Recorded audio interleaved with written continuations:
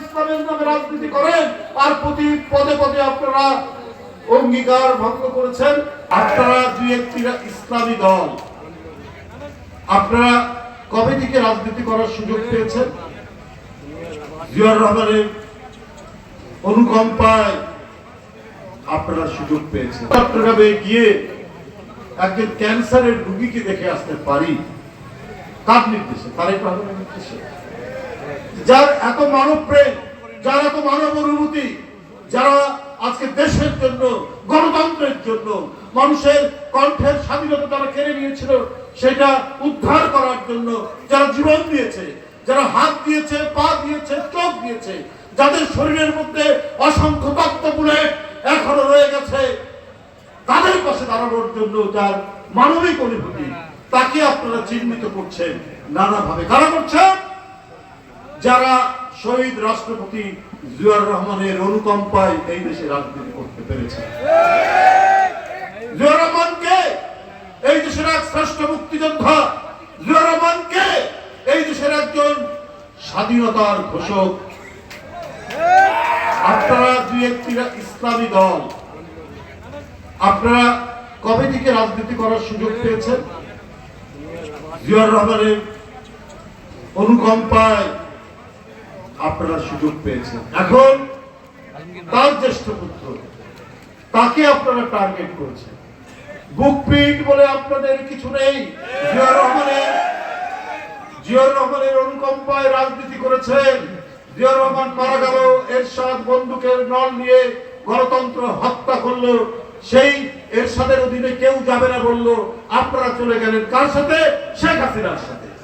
সবসময় সুবিধা খুঁজে বেড়ান। যাচাই না করে বলে দেওয়া হলো এটা বিএনপি যুবদল বা কেউ করেছে। পরে ওই ধর্ষিতা মেয়ের স্বামী বলল যে না, ওইটা বিএনপির কেউ জড়িত ছিল না। তারা কারা ছিল?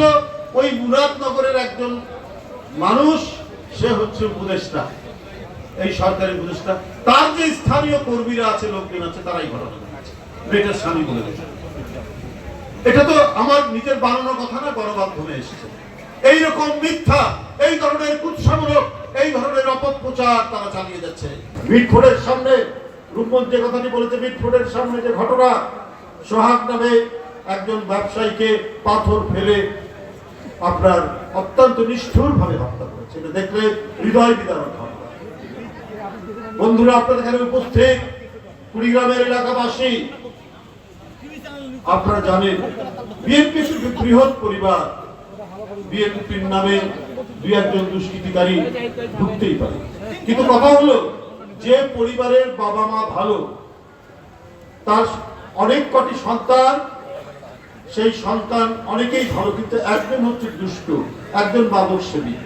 অনেক ভালো ভালো পরিবার দেখেছি, ছেলে বখাটা হয়ে গেছে মাদক সেবী, তাকে নিজেরাই জেলখানায় পাঠিয়েছে। এরকম আমার দৃষ্টান্ত আছে। তাহলে